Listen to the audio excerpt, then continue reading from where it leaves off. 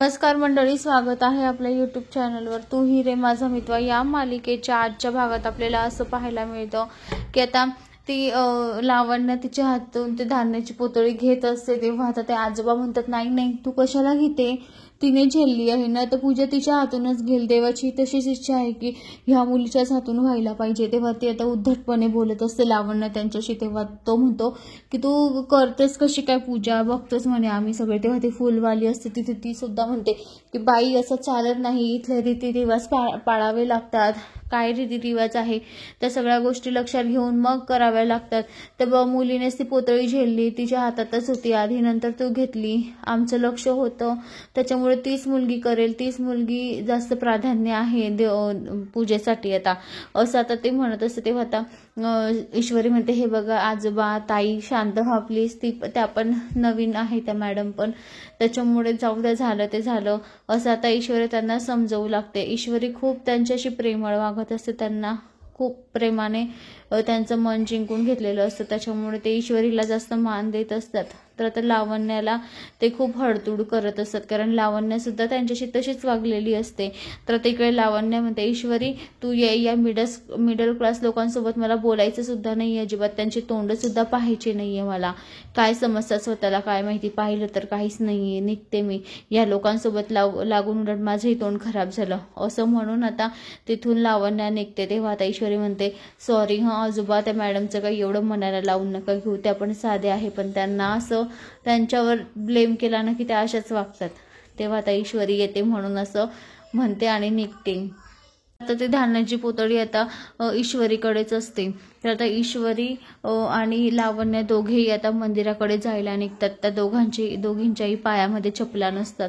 तर चपला नसताना आता लावण्याच्या पायाला खूप टुचत असतात दगड. आता लावण्य म्हणत असते, आई ग खूप टुचतात ग दगड, ईशू मला सहनच होत नाही अजिबात.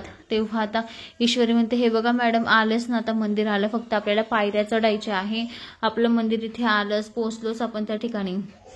तर आता इकडे त्या चढत असताना आता इकडे अंजली बघत असते. अंजलीला खूप मजा वाटत असते की लावण्याने काहीच होणार नाही, लावण्याचे कसे हाल होत आहे, म्हणून ती मोबाईल काढते आणि फोटो घेत असते आजीला दाखवायला की बघ तुझी लावण्य, तू म्हणत होती ना लावण्याच्या हातून पूजा, लावण्याच्या हातामध्ये ती धान्याची पोतळी सुद्धा नाहीये आणि तिला चालता सुद्धा येत नाहीये, साडी धरून कशी चालते आहे ती, असे ती तिचे फोटो काढत असते.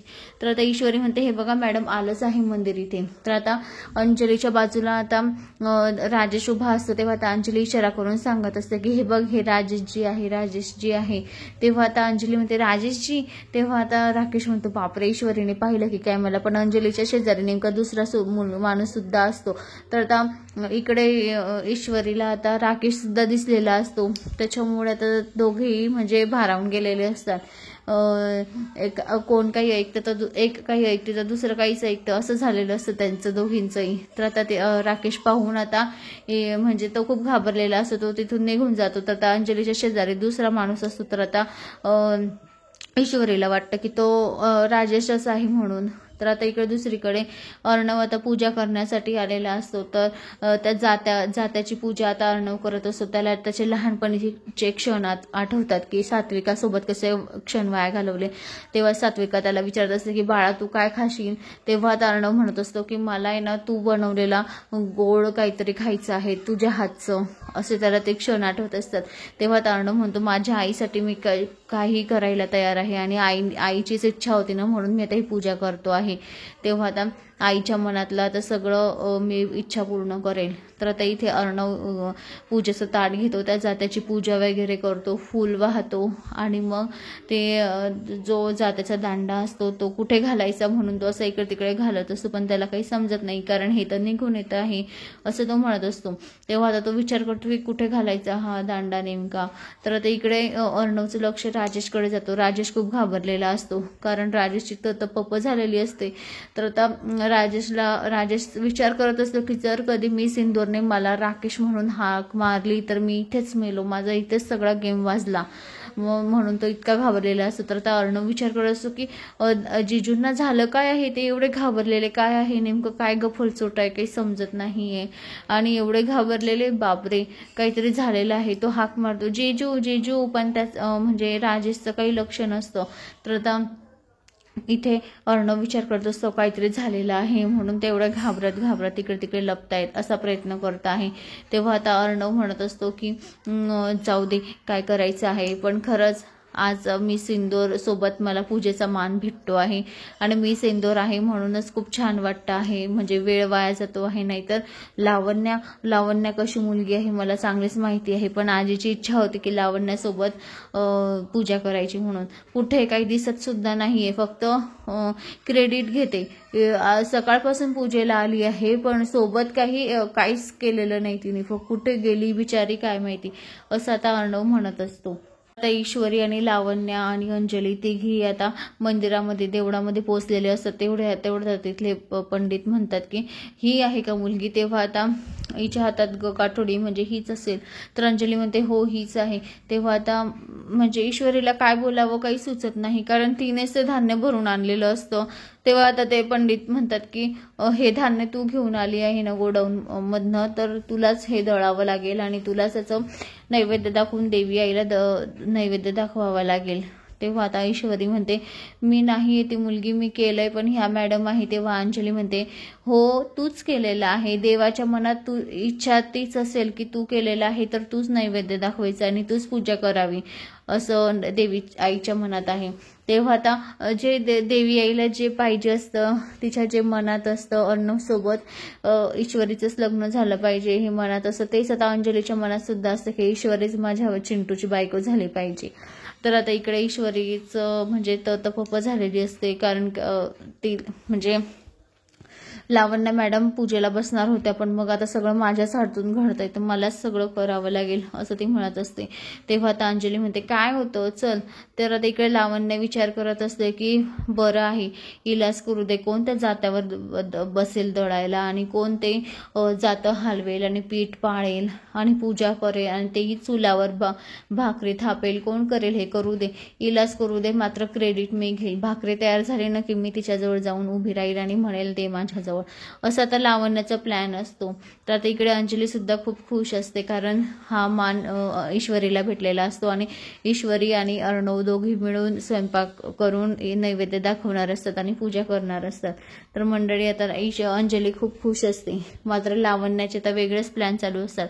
मिडल क्लास मुलीलाच करू दे हे सगळं जात्यावरचं काम. तर पुढे आपल्याला असं पाहायला मिळतं की अर्णव आणि ईश्वरी दोघी छान ते ज्वारीचं पीठ टाकतात आणि दळतात. छान दोघी एकमेकांकडे पाहून हसत असतात, दोघेही खूप खुश असतात. लावण्याची आणि ईश्वरीची जोडी अशीच कायम राहू दे असं आता अंजली म्हणत असते. अंजलीच्या मनात हेच असतं की माझ्या भाऊची जोडी खरंच लाखात एक दिसते आहे, दोघांची जोडी. तर आता इकडे राकेश म्हणत असतो काय करू, कुठे जाऊ, काही समजत नाहीये. अंजलीला दिसला तर अंजली राजेश म्हणून हाक मारेल आणि ईश्वरीला दिसला तर राकेश म्हणून हाक मारेल. काय करू, निघून जाऊ का घरी, असं तो म्हणत असतो. तर आता इकडे अर्णवने भाकरी टाकण्यासाठी तवा 3 दगड ठेवलेले असतात. त्याच्यासाठी त्याने म्हणजे काळ्या वगैरे सुद्धा आणलेलं असतं की भाकर त्यामध्ये बनावी म्हणून त्याने काळ्या वगैरे आणलेलं असतं. तर आता ईश्वरी छान चुला बनवते, त्यामध्ये काळ्या घालते, त्याच्यावर तवा ठेवते आणि आगपेटी घेऊन आता ते चुला पेटवते आणि छान दोघी करत असतात. दोघी मिळून ते छान म्हणजे नैवेद्य बनवत असतात. तर आता ईश्वरी चुला पेटवून आता ताट घेते, त्या ताटामध्ये भाकरीचं पीठ जे तिने जात्यावर दडलेलं असतं ते पीठ घेते आणि भाकरी करते आणि छान तव्यावर टाकत असते. तेव्हा आता अर्णव म्हणत असतो मी सिंदूर, लावण्य कुठे आहे, तिला तर पूजा करायची होती, तिला तिच्या हातून सगळं करायचं होतं आणि ती गेली कुठे नाही. तेव्हा वळवळ करत असते आणि आता गेली कुठे. तेवढ्यात आता लावण्य येते. लावण्य म्हणते बापरे झालं का सगळं, अरे वा गुड, खरंच खूप छान झालं, भाकरी पण होऊन गेली, आता आणते भाकरी माझ्या जवळ दे, असं म्हणते आता लावण्य. तेव्हा आता अर्णव म्हणतो लावण्या कुठं होती तू तुला तर हौस होती पूजेची खूपच आणि तूच गायब झालीत ना. आणि तर क्रेडिट तू स्वतःसाठी घेते का ग? म्हणजे भाकरी तू बनवली याची क्रेडिट तुला घ्यायचं आहे का? ते मिस इंदोरने केली आहे आणि मिस इंदोरने धान्य आणलं, तिने दळलं, तर ते क्रेडिट तिलाच घेऊ दे, तू कशाला घेते? असं म्हणून आता लावण्याचा चेहरा पडतो. लावण्य म्हणतो घरी जाऊन मी आता आजीला काय उत्तर देऊ, असं तिच्या मनात विचार येत असतात. तर अर्णव म्हणतो हे बघ लावण्या, त्या ईश्वरीनेच केलेलं आहे, ते सगळं क्रेडिट आता ईश्वरीलाच भेटेल, तुला अजिबात काहीच भेटणार नाही. कारण तेव्हा लावण्य म्हणते अरे मी दाखवते ना, ती भाकरी करते, तिचे हात वगैरे सगळं भरले आहे, ती भाकरी आण, मी नैवेद्य दाखवून येते. तेव्हा आता अर्णव म्हणतो नाही, मिस इंदोरच करणार पूजा, कारण त्यांनी ती भाकरी बनवली आहे, त्यांनी सगळी कामं केलेली आहे, तू कुठे भटकत होती इकडे तिकडे. आता मिस इंदोर करणार, हे माझा म्हणजे माझा शब्द आहे की मिस इंदोर नैवेद्य दाखवणार आणि पूजा सुद्धा मिस इंदोरच करणार. आता हे म्हणताच आता अर्णवच्या तोंडून हे म्हणताच आता लावण्याच्या पायाखालची जमीन सरकते की म्हणजे माझा मान, हा मान सुद्धा आता ईश्वरीनेच घेतला. तर मंडळी पुढे आता राकेशला समजेल का की ईश्वरी आणि अर्णवने दोघांनी सोबत पूजा केली, आणि आजीला समजल्यावर तर काय होईल, आजी काय म्हणेल. तर मंडळी हे आपल्याला येणाऱ्या पुढील भागात पाहायला मिळेल. तर मंडळी अशाच मालिकेच्या नवनवीन अपडेटसाठी चॅनलला लाईक आणि सबस्क्राईब करा, शेअर करायला विसरू नका. धन्यवाद.